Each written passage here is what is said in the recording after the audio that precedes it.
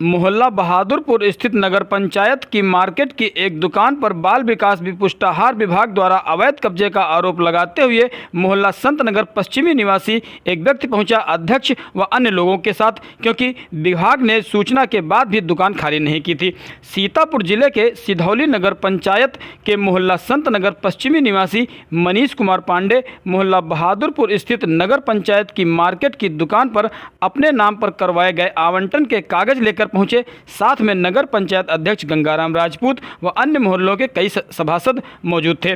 देखते ही देखते वहां पर लोगों का मजमा लग गया। मनीष पांडे ने बताया कि उन्होंने नगर पंचायत की मार्केट की दुकान नंबर 5 का आवंटन करवाया था।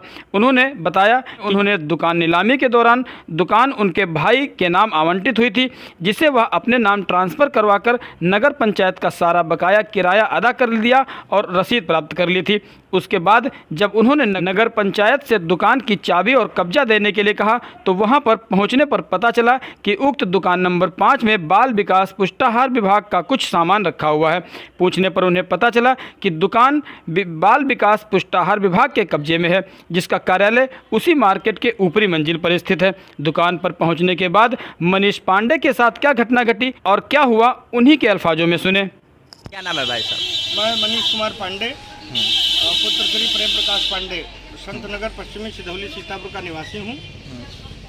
नगर पंचायत सिधौली के द्वारा सन 2016 में ये बहादुरपुर वार्ड स्थित दुकान नंबर 5 नीलामी की गई थी, जिसकी नीलामी मैंने अपने छोटे भाई के पक्ष में कराई थी। नीलामी बोली में छोटे वाले भाई ने ली थी, उसके भाई से मैंने ट्रांसफ़र लिया। अभी जुलाई में नगर पंचायत अधिशासी अधिकारी महोदय का एक नोटिस मुझे प्राप्त हुआ कि आपका पैसा नहीं जमा है, इसलिए मैंने उनको 2,48,000 रुपये देने के बाद उनसे रसीद प्राप्त की और उसके बाद मैंने उनसे पजेशन मांगी कि मुझे मेरा पूरा पैसा जमा हो चुका है तो मुझे मेरी दुकान दी जाए, उसकी चाबी दी जाए। तो अधिशासी अधिकारी महोदया ने यहाँ आकर के पता लगाया कि इस दुकान में बाल विकास एवं पुष्टाहार जो आंगनबाड़ी कहा जाता है उनके द्वारा इस मेरी दुकान में कब्जा किया गया है अवैध रूप से, जिसकी कोई लिखा पढ़ी इन लोगों के पास नहीं है। ना तो नगर पंचायत से इनको कोई दुकान दी गई है, ना ओरल दी गई है, ना कहीं आवंटित की गई है, जिस पर इन लोगों ने मेरी दुकान पर अवैध रूप से कब्जा कर रखा है। आज मैं इनको एक कागज़ दिखाने आया हूँ कि देख लीजिए, मेरे पास सारे उसके डॉक्यूमेंट्स हैं। और यह दुकान मैंने इनसे निवेदनात्मक कई बार कहा कि ये मेरी दुकान है, खाली कर दीजिए, नवरात्रि चल रही है, मैं इसका उद्घाटन करूंगा, लेकिन अभी तक इन लोगों ने ध्यान नहीं दिया है। इनकी जो सीडीपीओ मैडम है उनसे भी बात की थी, यहाँ के जो भी कर्मचारी हैं सबसे हमने निवेदन किया था, और इनके जो डीपीओ महोदय हैं उनसे भी फ़ोन पर मेरी बात हुई थी, तो उन्होंने भी आश्वासन दिया था कि नवरात्र से पहले आपकी दुकान खाली कर दी जाएगी। परंतु आज नवरात्रि का दूसरा दिन है, अभी तक मेरी दुकान नहीं खाली की गई है। आज मैं आया हूँ तो आज भी इसमें सब सामान भरा पड़ा है और इनका ये ताला अभी लगा हुआ है।